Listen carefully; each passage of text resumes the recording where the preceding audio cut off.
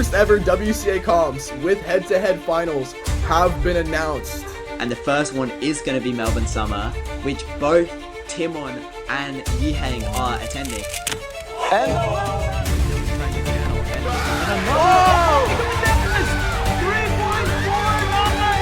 You can see the aura radiating off of Chris Mills as he walks back to the Come on, dude, he's earned it, don't you think? Yeah, definitely.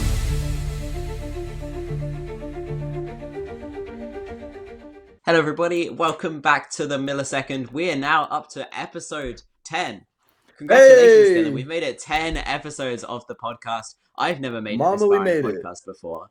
We did. Good work. Anyway, we're on to a whole new week. We kind of missed a week because we had a delay.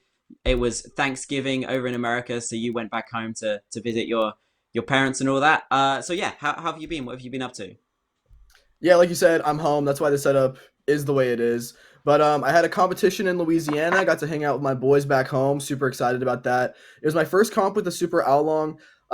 Results, pretty poor overall. I didn't even get a sub-6 average, and I only had 5 sub-6 singles. My best time wasn't even sub-5. So, yeah, I had an average of 2+2s. I was not too happy about it. You could say I was even a little bit miffed. It was mainly turning problems. And, yeah, man, I have a few more comps coming up, so hopefully I'll do better there. Yeah, I haven't really been coaching this past week because I've been here. So, you know, I've just been enjoying my time back home, hanging out with family. And, yeah, it's been fine. I'm getting a haircut. That's why the beanie's on. Sorry, guys. You can't see the hair. Oh, no. Oh, no. Yeah, we're back to 2021 days, dude. Monkey League quals. Oh, my goodness. But, yeah, I think I might have a main crisis going forward because I love the Super Oolong at home, but in comp it just didn't do well for me. So I don't know if that's going to be something I have to deal with going forward, but yeah, that's the state of affairs for me. What about you, man? How's it been going? Yeah, honestly, I've just been kind of chilling the last couple of weeks, not been up to too much. Still here in Sydney, settling in, practicing for New Zealand Nationals, which is in like a week and a half now. It's really not far away. And my practice, like some days I'll have real good sessions and I'll be like getting sub-5 BPAs, no sub-5 average yet. Really annoying. Still haven't got it. Tough. And like a bunch of 4s that feel like full step 4s that feel so good. And then other days, like yesterday, I just like struggled to average better than like high 6. And I don't know, like it just doesn't work. So I'm a little bit worried that at the competition, I'm going to have one of those bad days. So that's kind of throwing me off a little bit. I'm also having a bit of a main crisis. I think I've settled on the RS3 MV5 for now, at least for Nationals. But I don't know what I'm going to do afterwards. I want to get the Super Oolong as well, because it seems pretty good. But yeah, next week, New Zealand Nationals. So I'm starting to think a bit more about that. Obviously, I want to win 3x3. I've still never won at a national championship. So that's the big goal. I don't know how likely that is. I think I might have to get a little bit lucky, but it's definitely doable for 3x3 and also doable for like 4x4 as well. Even though I don't really practice much of that anymore. Anyway, that's enough about us. Let's move on to what's happened in the last couple weeks, because we kind of missed a weekend. Zhuanyi has been popping off again, or continuously popping off, it seems like, weekend after weekend after weekend. So what did he get last week? Last week, 415 PR average, I think by 0.01 over 416. Yeah. Here, counting times, 419, and then 407 on last. Solve 1 is a crazy solve, right? Like, you just saw it there, but it was like a 3.5, dude. Absolutely insane. So, yeah, we know he's really good, and we were talking about potentially him being on WR watch, and the fact that he's still beating PRs this consistently is really scary if you're Yiheng. Yeah. 2 things to note in this average. Firstly, last episode we were talking about ZB and how you can get lucky with easy ZB cases. Like you can get 9 move cases, stuff like that, or you can even just get PLL cases like Zhuanyi got in Worlds Finals. But from just a quick watch of this average here, most of the cases he gets is like Soon cases, Pi cases, stuff like that, which aren't easy to recognize and execute fast. And he is nailing them. So even with not as good cases, Like he's getting crazy fast times. I think some of the I ZBLS cases are a bit easier. Yeah, I do want to push back a little bit on the Soon thing. A lot of Soons are hard for people to do really well because the benefit of it is only if your recog is really really good. Soon ZB is actually like one of the better sets, surprisingly. The algs are pretty good. The Recog algorithms, isn't yeah, actually the too algorithms. bad. So, I just for our viewers out there, Soon's fine. But yeah, Pi as well. Pi and H like recog is like insane. I don't understand how people like Pi sucks. Shwani I and still can't Timon do use it it. so well. Well, I can't do Yeah, any of it. I don't like even know how to recog, so I learned full Pi in like a couple of weeks after Worlds. And I got the algs down. The algs are like decent, but the recog is just like it's so hard. So I haven't really started using it in speed solves yet. I need to learn like Schwanyi's recognition methods after New Zealand Nationals. I want to do that for like all my ZBs before I start learning more. Um, because right now I feel like I just can't execute my recognize and exec pi cases faster than just OLL PLL because yeah. recog's just so hard.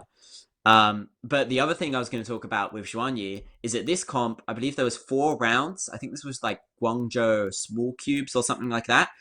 And Yiheng was also there. And in 3 out of the 4 rounds, Xuanyi won, including the final. So I wouldn't really say Yiheng's falling off. He's never really been averaging better than like mid 5 in comp.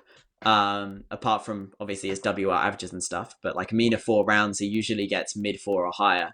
But Xuan is just catching up. It seems like his turnings picked up.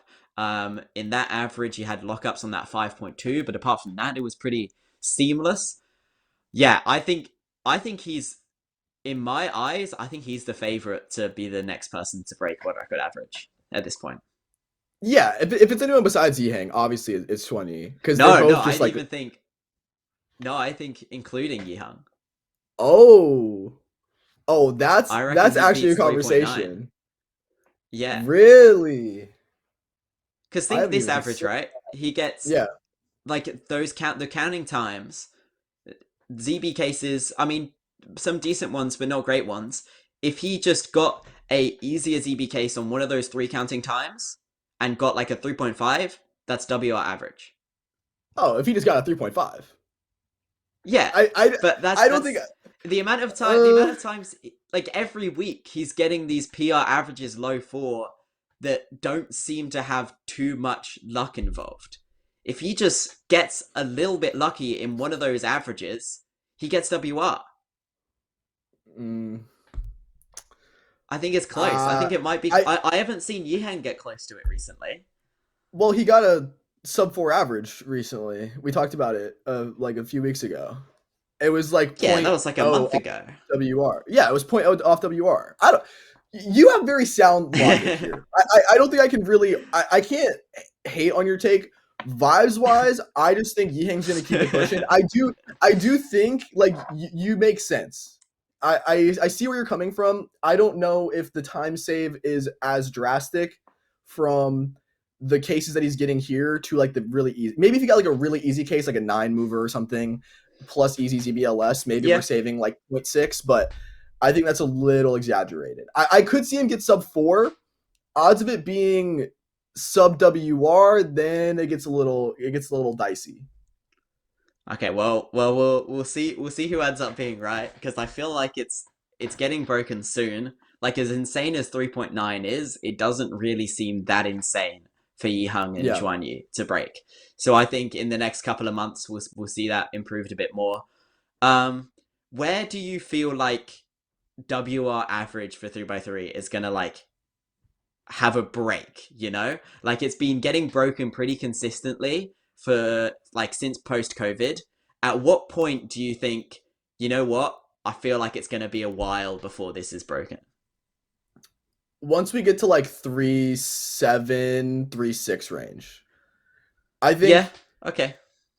I think we'll see pretty steady improvements from all of them until like low 3.8 probably.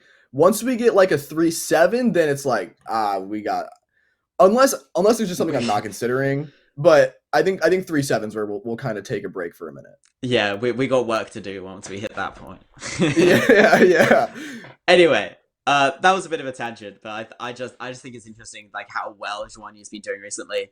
But another Yeah. Chinese cuber that's been popping off over the last couple of weeks is Qixian, the female world record holder. She has improved both her female world records. She got this solve, which I believe this is the 324, which is Yep. insane. I believe that's WR5 at the moment. No reaction, just honestly looks like an average solve. Like when you watch it, it kind of just looks like any sort of these like Chinese cuber solves. There's just a really good ZB case, an insane start. We'll have a look at this solution later because it's absolutely insane and super impressive. Like the options select, she did an inspection. And Xuanyi got the same scramble. He got like a 5, I believe. Turning like it's 11 TPS or something, which is obviously it's fast, but on a world class scale, it's nothing like Yiheng does with like the 14 TPS. Like you sometimes turn faster than 11 TPS. It's achievable for me on a crazy solve, not achievable on a 40 move solution or whatever it was.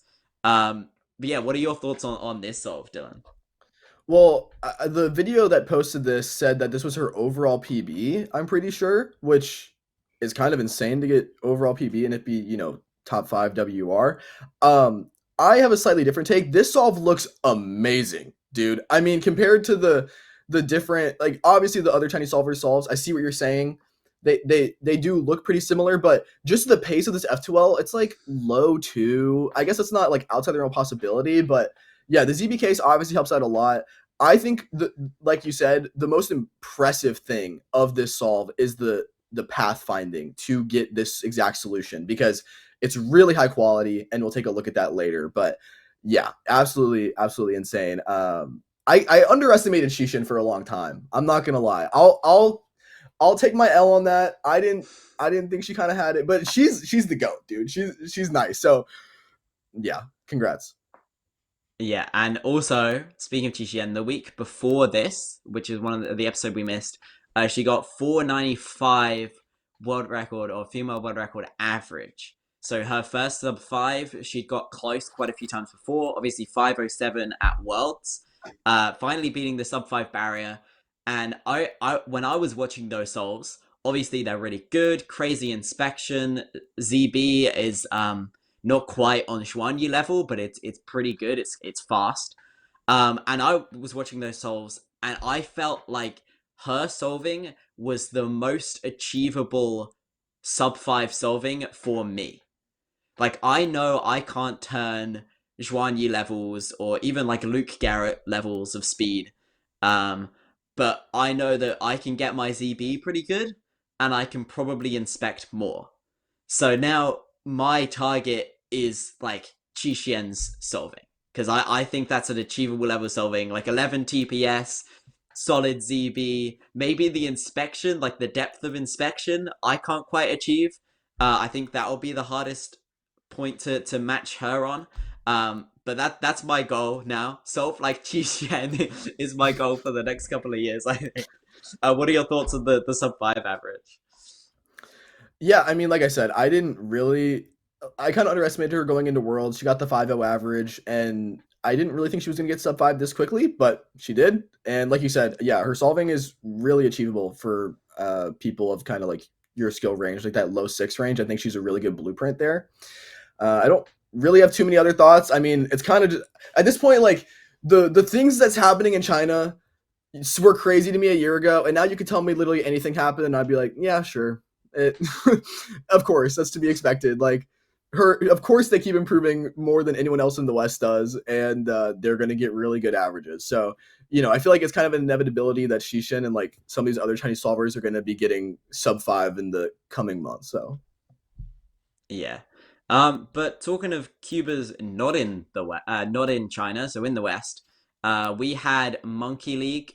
We had our first match of the second round just a few days ago.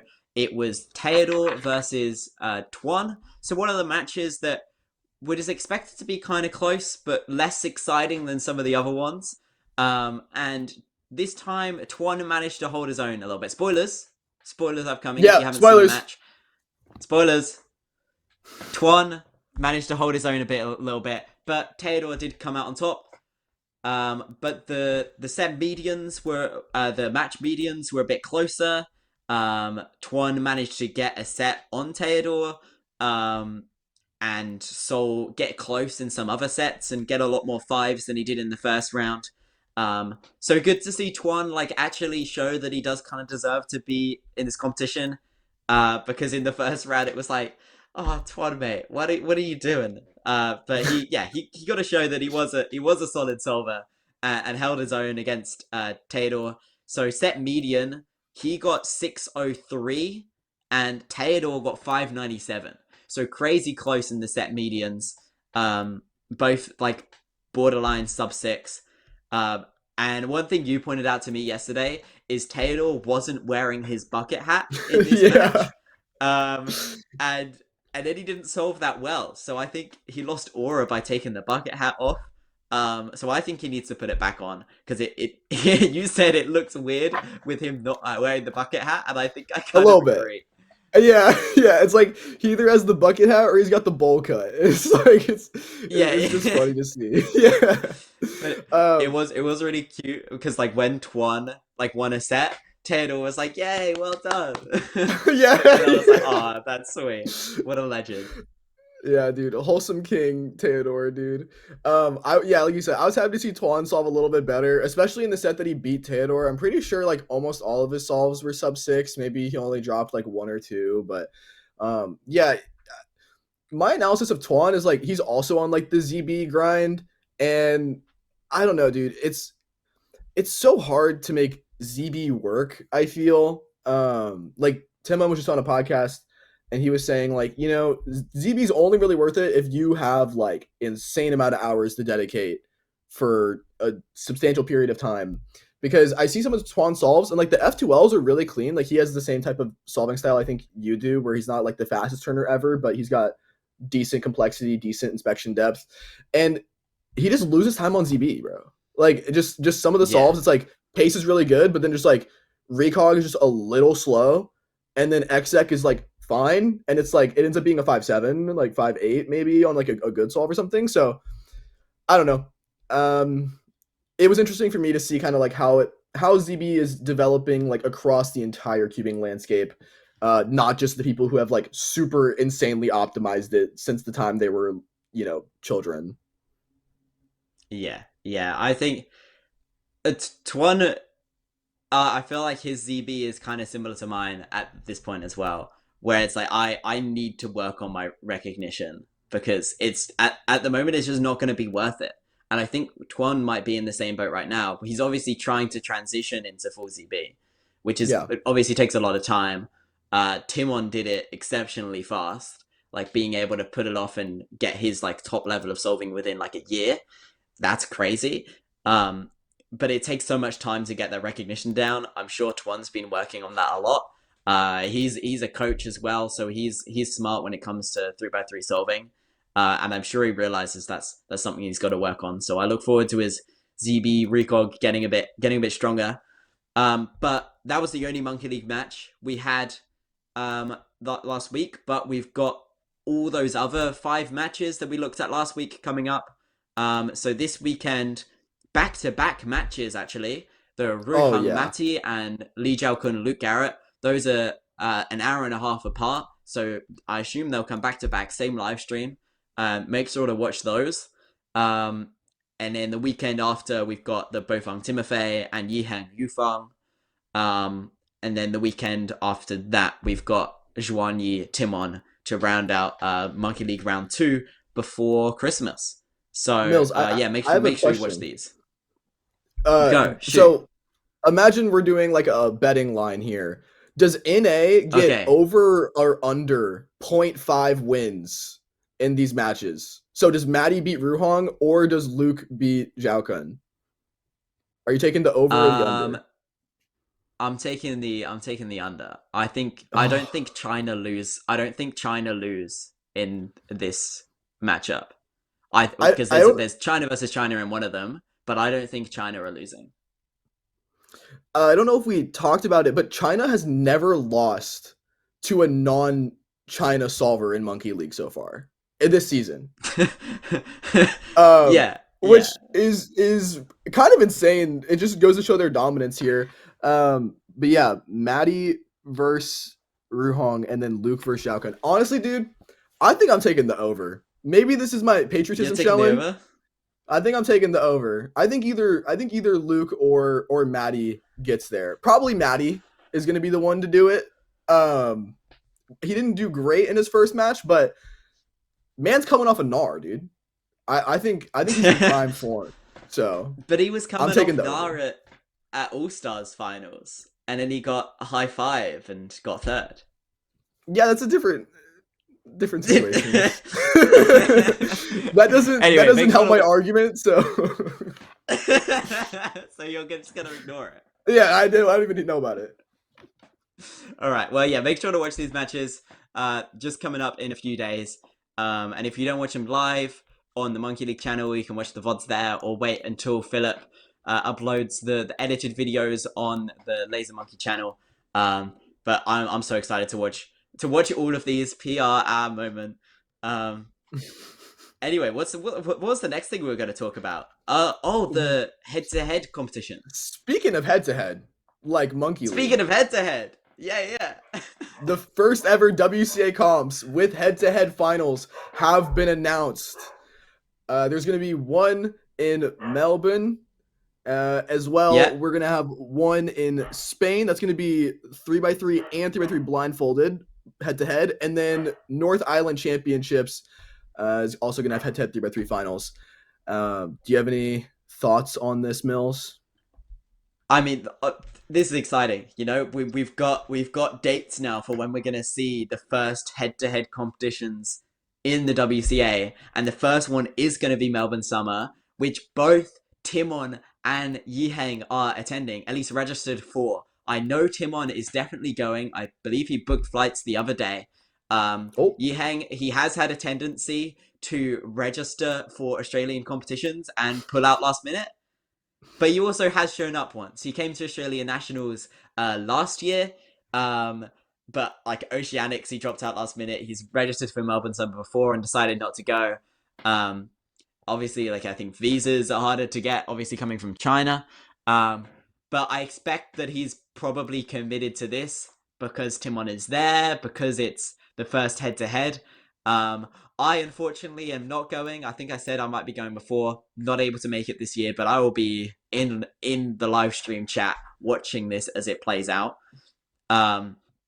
One thing that's worth noting for this competition is they're only doing top 8 for the head-to-head finals. So it's going to be super competitive to get into that. Because Melbourne Summer is already like one of the major competitions in Australia. Like it's one of the biggest in the year, behind like Australian Nationals. I think like at least 300 people will be going to this. So there's already the fastest Australians, and Australia's not a slow country. Australia's not a slow country. At Osnats, there was 2 sub-6 averages. So even without Yihang and Timon, it's going to be competitive to get top 8. Now you add them into the mix, it's like 6.1 PR average to get top 8. So I think if I registered for this, I'd be like 7th on the psych sheet. So I'm almost kind of glad I'm not going, because I'd be so nervous about not making this head-to-head final, because it's so Been there, competitive, bro. you know? Yeah, exactly. You understand. But I guess that they have a tight schedule at this competition, and a 16-person head-to-head final would probably take ages. So it kind of makes sense. But yeah, what are your thoughts going into these first head-to-head competitions? I'm really excited for a lot of them. I think the one that by far kind of exemplifies what we would want head-to-head WCA comps to look like in the future is going to be Melbourne Summer, because like you've said, it's extremely competitive, and just even making it is going to be huge, right? I mean, talking about other people there, it's like Felix, Riley Dexter, he just counted like a 5.2 and like had fake like sub 5 BPA. I think he also got PR single like 4.0 in there. Yeah. You know, obviously other Australian David Epstein, you know, sub 6, whatever. There's other people. My thing, and I'm happy that we're doing this, right? I love that we're doing this. The Spanish comp is the one that is second closest in my head, where we have Timon and Juliet. Those are two well-known solvers.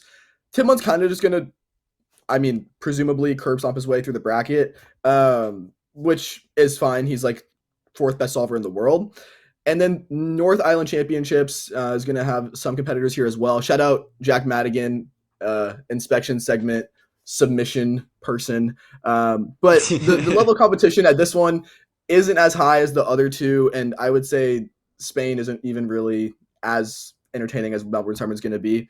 So I love that we're doing this. I love that we have comps that have actually put in bids to do head-to-head finals, because, you know, that's what we've been asking for. I just hope that maybe it's a little bit more selective for, like, for me, maybe I'm being a little bit spoiled here because we've had a lot of high quality comps recently, but stuff like NA All-Stars, really, really competitive, really high level competition. Worlds, obviously, really high level competition. I would love to see more stuff where the field, there's at least 3 people that are within comparable distance to each other, right? Not to comparing it to PSL. Some of the PSL comps, even when the fastest person wasn't necessarily, you know, when I was the fastest person there, right? There was at least 2 other people that like could have taken me down in the bracket, and it was interesting. So I would like it to be a little bit more selective, I guess, in terms of the quality of solves that we're going to be seeing. But I understand that it is the initial rollout, and just getting familiar with organizing this format at all is really important. Yeah, we have pretty like opposing views here, because this is worth noting. This is a testing period. This is a new format that's never been done in WCA. Likely in the future, this will only be allowed at like regional, national, continental, world championships. So this is like the only time we'll see it at local competitions. I feel like we need to get this format in as many competitions in as many places as quick as possible. Essentially spam this format to test it as much as possible, to give everybody in the world as many chances to practice, to try this format before we chuck it in a competition that actually means something. So I was a little bit disappointed because there was a Sydney comp that I was going to, which submitted a bid to host one of these finals, and it met the criteria of being like one of the biggest competitions in the region each year. It's a great venue that could house a lot of spectators. I was willing to help assist with a stream, and like there was competitive people going, like myself and all of the top speedtubers from Sydney, which is one of the fastest cities in the country. And that was declined because it was too close in time and distance to Melbourne Summer, being a couple weeks away and both in Australia. And I just think in a testing format like that, it's just not a good reason. That's not a good reason. I guess maybe other countries are just going to be a bit jealous that Australia is getting 2 and Oceania is getting 3, but allow it. Yeah, like allow it. If you as a competitor want it in your region, go up to your local delegates, go up to your organizers and be, hey, can we try and get this at this competition? And that's what I did with my local delegates. I was like, hey, I would really love to see this at this competition.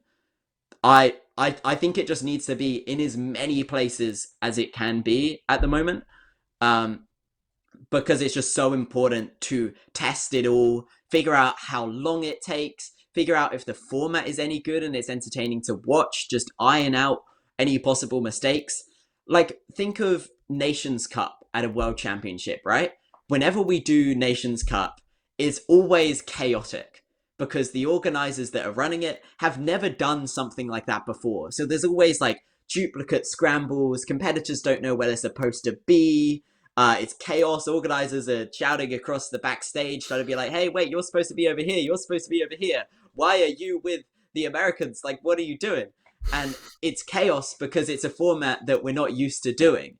It's not like average of 5 or normal or old style head-to-head. So I think we need to give organizers and competitors as many opportunities to try this format, iron out all the mistakes, just as much as possible, even if we've got 10-second solvers battling out against each other. That's just my opinion at this point. I- And obviously in the future, we're just going to have this at serious competitive competitions. I would generally agree, right? My concern is that maybe, like you're saying, it's a testing period. All these are going to be streamed, okay? So presumably there's going to be some viewers online, and I don't necessarily remember how head-to-head was received being implemented by the WCA. Maybe people hadn't heard about it, but now that it's a part of the official reg changes, maybe people are more aware.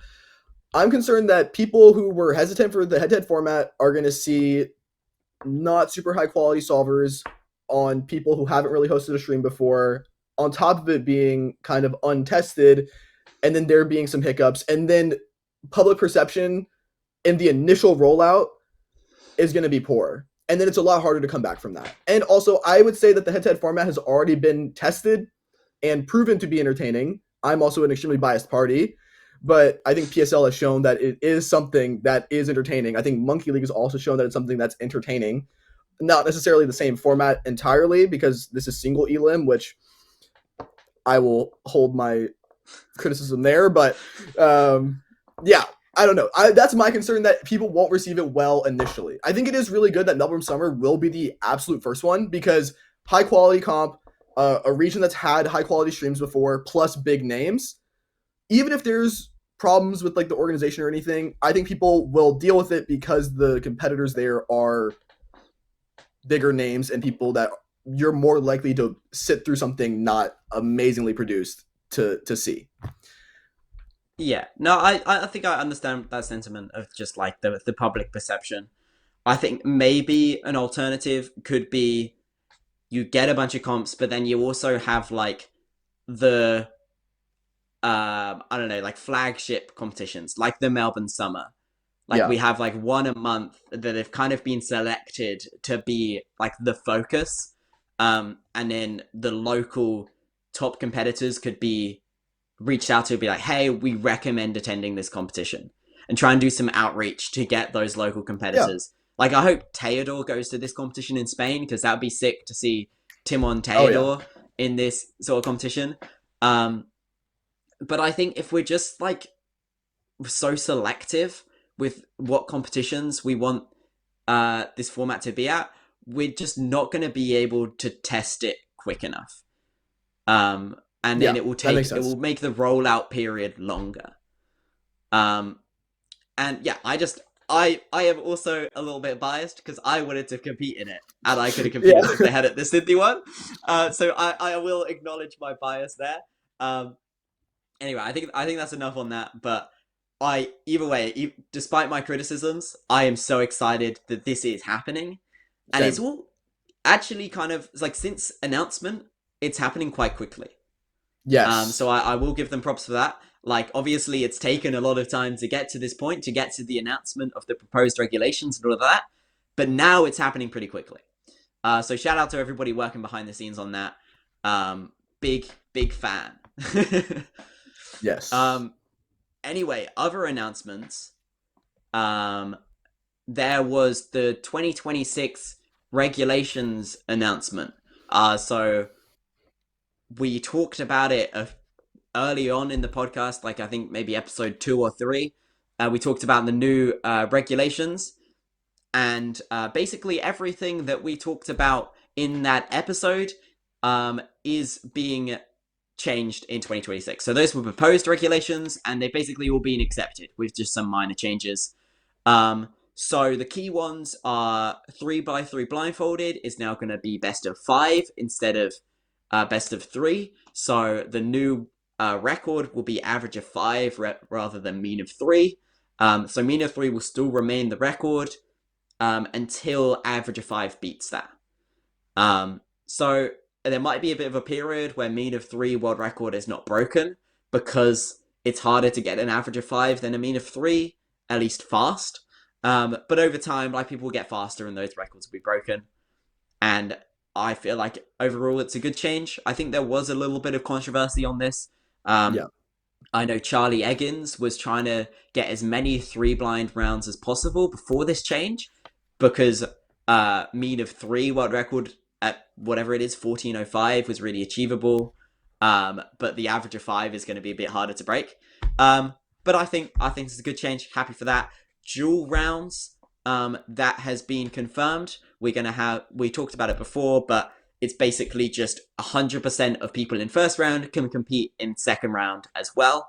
And then if there's a subsequent round after that, their best average out of those first two will qualify them for the subsequent round. So that's exciting. One thing we talked about yesterday is I think it would be sick is if at these competitions like Melbourne Summer, for example, where we've got the head-to-head final, 8 people, pretty hard to make that final. There's a lot of volatility, an average of 5, which means somebody fast may not make the final. Like Felix Zemdegs could just have a not so great round and not make the final. I think what would be sick is if we had a triple round. We had the first 3 rounds were all like everybody made it through. Obviously, you'd have to change the schedule a lot. Maybe a whole day would just be 3 rounds of 3x3 that everybody does. Yeah. And then your best average out of those 3 rounds qualifies you for the finals. I think that would be sick. I mean, alternatively, you could just do 3 rounds, and in those first 2 rounds, best average out of those qualifies you for the finals. Even that would be better. But I think using dual rounds as a better qualification system to get into a competitive final is a good idea. So I would like to just see, us be able to do triple rounds as well. I 100% agree.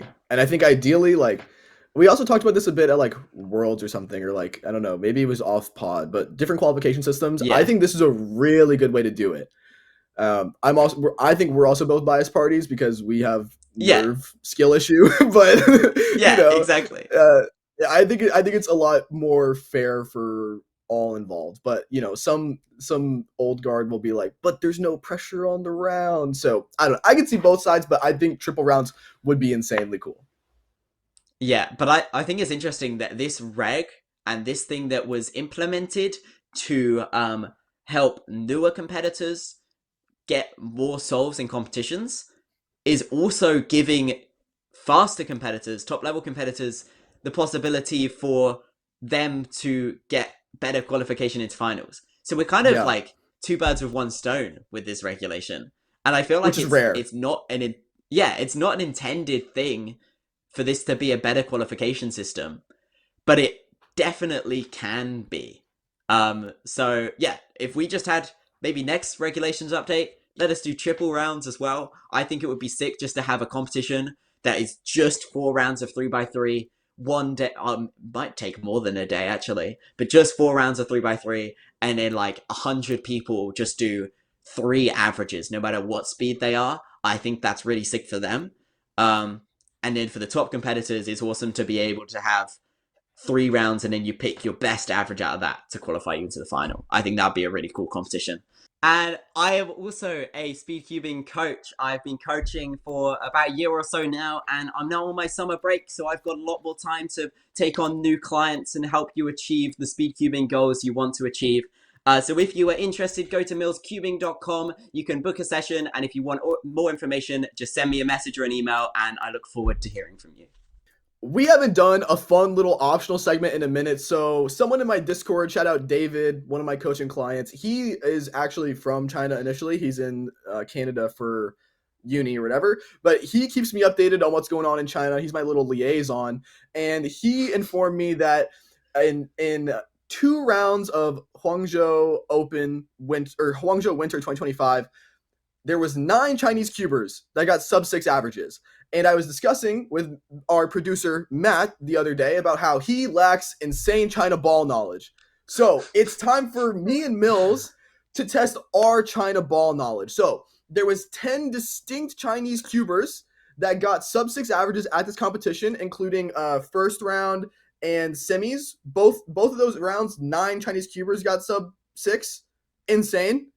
And so we are going to go just one by one, guess who we think got sub-6 averages at this competition. And producer Matt's going to help us keep score, and he'll let us know if we guessed someone and if they weren't at the competition or not. So that way, like if I say Yufong, but Yufong wasn't there, then whatever. So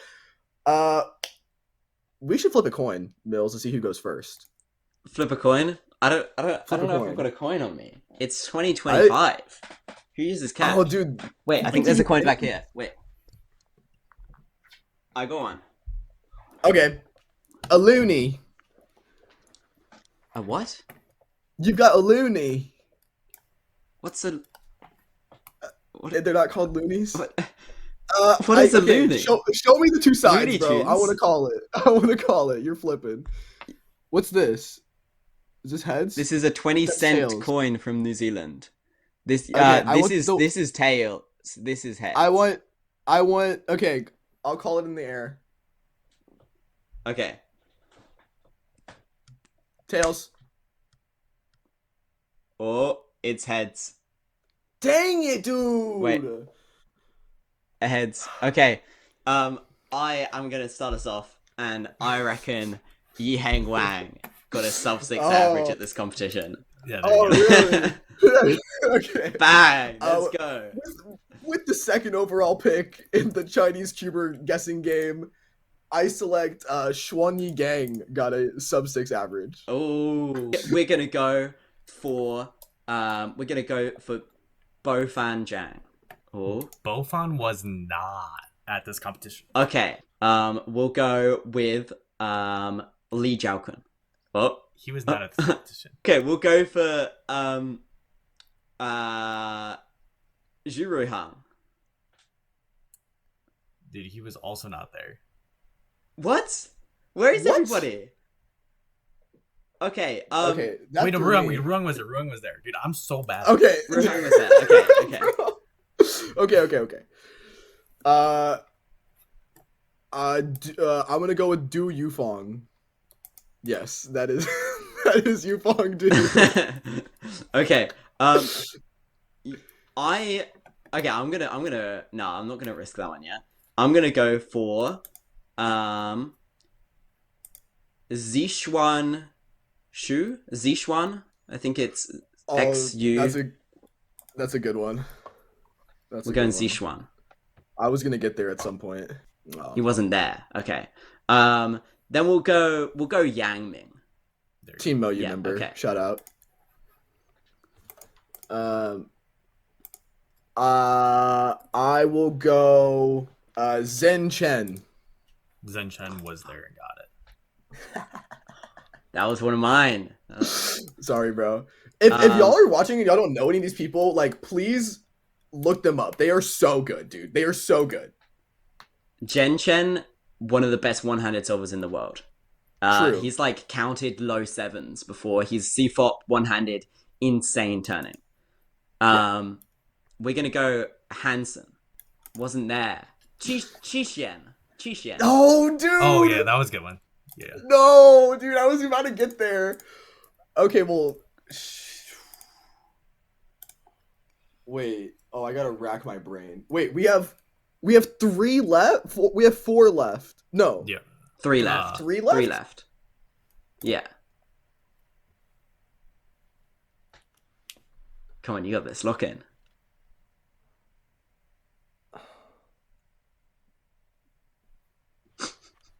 Dude, I'm I'm running out of steam. I wasn't gonna call Qixian next, dude. I was hoping you were gonna forget. Yeah, I've got 2 of these. I've got 2 left, I think. But I'll I don't. pass. I got pass. 2 guesses. I need more time. You're passing? I'll pass. Okay. I'll pass. Yu Shengdu. Yep. He got sub 6 recently. Yep, Yeah, there we go.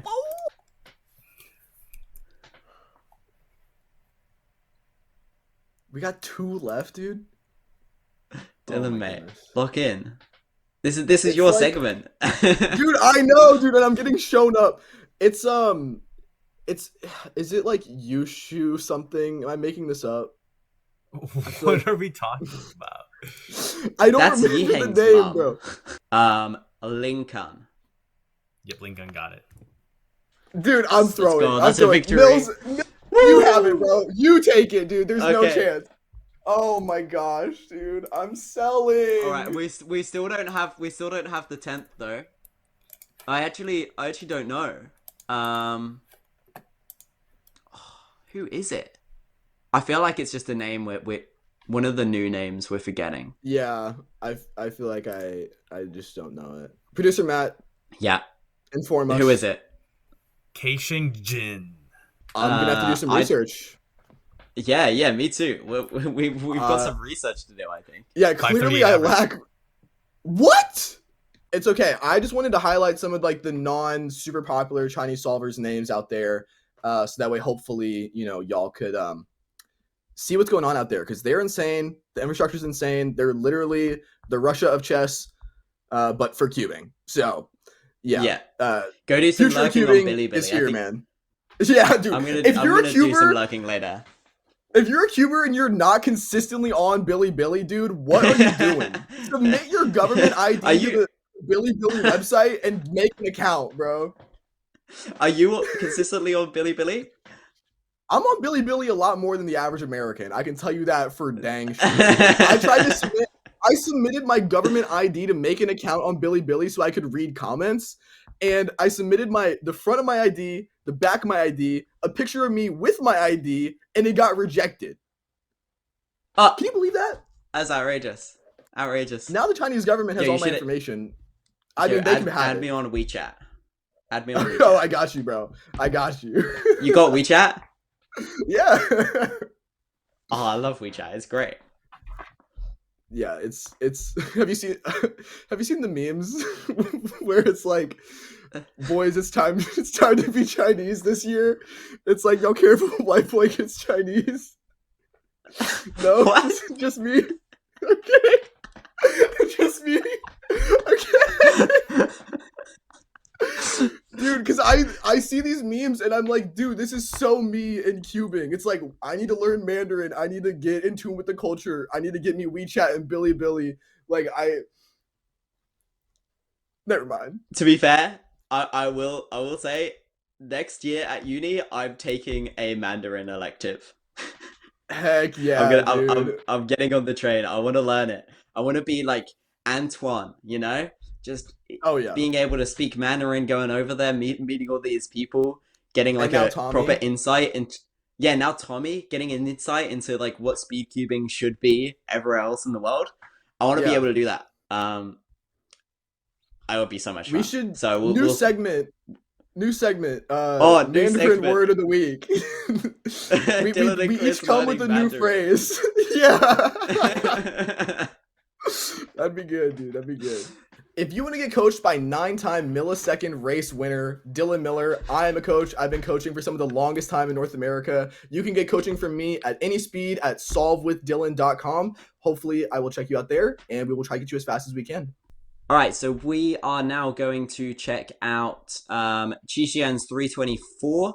We'll watch the video again, and then we will go through her solution and how crazy her inspection is. So 324, insane, as we did before. So Scramble is on... I dropped my cube.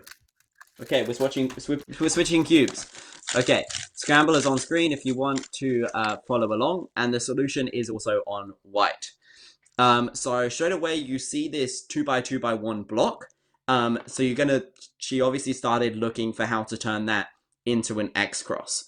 And you have this kind of problem edge here, which is like flipped relative to this green or green white. So that's going to be the difficult one to deal with. But if we set it up, so after we've done a D prime, we can do an R prime, then this green red edge will be solved. So the way she does that is R, U, D prime simultaneously, F, and then an R prime here will finish that and complete an xxcross.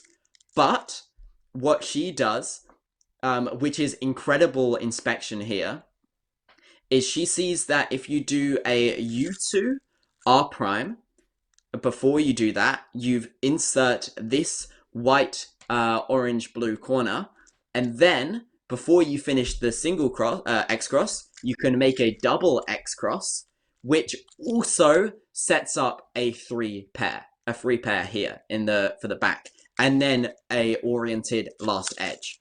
What makes this so makes this solve so incredible and the inspection so incredible is that when I looked at this scramble, I found that solution for the single xxcross, but then you also have this orange-blue pair here, and if you do like the same star, R, U, D prime, F, then you can do a U, R prime, D prime, and you set up a free pair, but then the continuation isn't that great.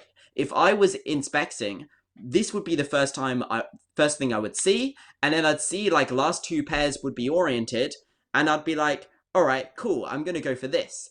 But somehow she sees that it's better to set up for keyhole because then you get a free pair afterwards, which we know Qixian's got incredible inspection, so she almost definitely saw this within inspection, and the lack of pauses suggests that as well. Inserts that in the back. Given this ZBLS case, which is pretty easy, you set up the pair, and then you like cancel into Furth, and then U2 into this ZB case, which is quite a short case, but also has lefty moves, which makes it quite difficult to execute. Incredible inspection there from Qixian. Had so many different options she could have gone for, and somehow managed to pick the best one. Yeah, for me, what's really insane is the fact that, like we said, Xuanyi was able to get this exact same scramble, but he did not find the same solution that she did. And we know Xuanyi has really, really high level inspection depth and very high quality solutions. For me, something that I've been saying for a long time is like inspection complexity is directly tied to inspection depth, right? I think the reason you and me don't see that option select there is because we don't have the depth to even make a consideration of our second pair, depending on how it affects the third pair, right? So if our scope is only first two pairs, then yeah, there's no way we ever see this. But when you have that high level inspection depth, you can start influencing third pair by doing second pair differently. And that is just like, we're going to get to the point now, you know, if this trend keeps going, it's going to get to the point where all of F2L is influenced. And we've seen this like a handful of times, but to see it here is really remarkable. And it's almost as high quality of a start as you can get. I think it really exemplifies the relationship between inspection depth and quality of the start that you're going to be doing. What I think is really cool and what we can apply as like our ALG/tip/case of the week is the fact that most of the times we talk about influencing pairs based off of, you know, how you're going to be inserting specific pairs. Either that's like RU prime R prime, RU2 R prime, or RU R prime.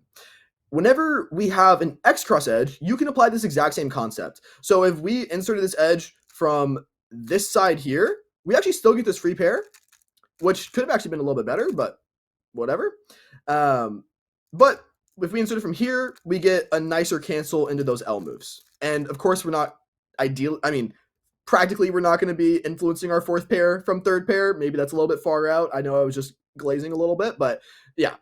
Just be aware, if you're ever having a keyhole solution, you can also influence your next pair, and you can choose between all three options of how you want to insert the edge or the corner, depending on how it influences the next pair, and that can help you get more efficient F2L pairs. Boys, it is episode 10, and it's going to be Dylan Miller versus Chris will beat Dylan Miller, eventually Mills, and we are going to be racing. Current score is, what, 8-0? Yeah, this is at the race 9, yeah. Race 9. We'll get there one day. I think today's your day, bro.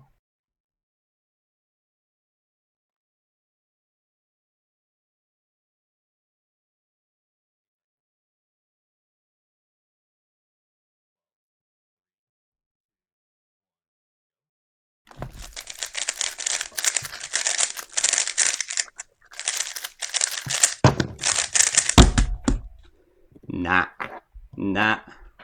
681. 565. I had a good X-cross. I found a sick orange X-cross. But that was it for the positives in that solve. Mine was pretty scuffed too, I'm not gonna lie. I thought I mispredicted first pair, but I didn't. And then I got bailed out by multi-slot on last two. Yeah, I just didn't have anything for second pair. I did an X-cross, and then that was kind of it for what I'd planned. so it kind of put me in a predicament. It's okay. One day, I'll get there eventually. One day. Next week. Next Tuesday. One day I will win one of those races. I agree. If the podcast ends before that happens, maybe that's a possibility. Oh yeah, maybe I'll beat. Hopefully, I'll beat Dylan eventually. It's like obviously you're faster than me. We know this. You're faster than me. But I didn't think it would be this much of a thrashing every single week. You know, like I thought I'd have one. I thought it would be like 1 in 5. Like we've raced before online, and it seems to be around like maybe I get like 1 in 5. But I don't know. It's getting a bit too much. Okay. Is it 1 in 5? I'm not to be that guy, but I don't know if it's necessarily those odds. But yeah, maybe. I'll chuck it into that stats thing later. I'll put us two in and then see the statistical chances of each of us winning, and I'll update you guys next week. By now you should probably would have one. I would imagine. Yeah, but I probably. You got close that 1 week. It was like 4-6 to 5-0. That was tight. Yeah.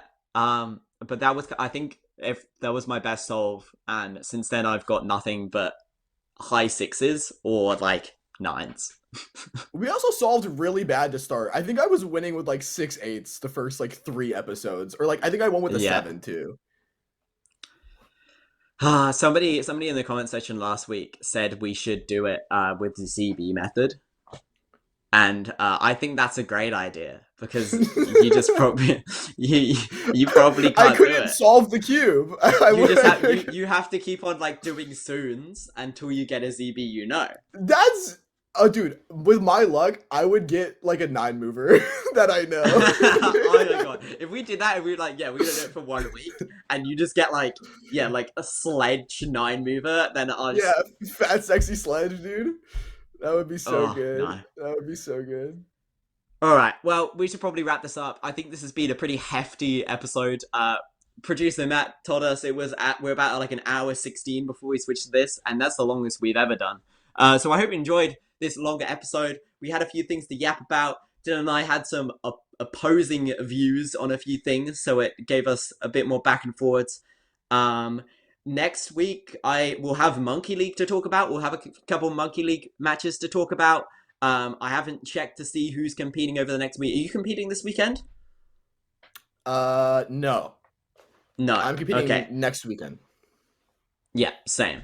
So I don't know how much we'll have to talk about next week. If there's any sort of topics you want us to talk about next week, because we might have a bit of a quiet news week on the speedcubing front, then let us know. We're always happy to yap about things. What have you got? Let us know if you like the optional fun cubing segments. I personally love them. We did it for our very first episode. We did cubing hot takes. If you have any other fun little cubing related segments you think we could do, any trivia, or I saw someone did like cubing confessions the other day. I think that could be interesting. But if any of those, trivia would be so much fun. If anybody wants to make us a cubing trivia, and email it to Matthew@speedcubing.tv, because it's kind of like we can't make ourselves cubing trivia. Yeah, that's weird.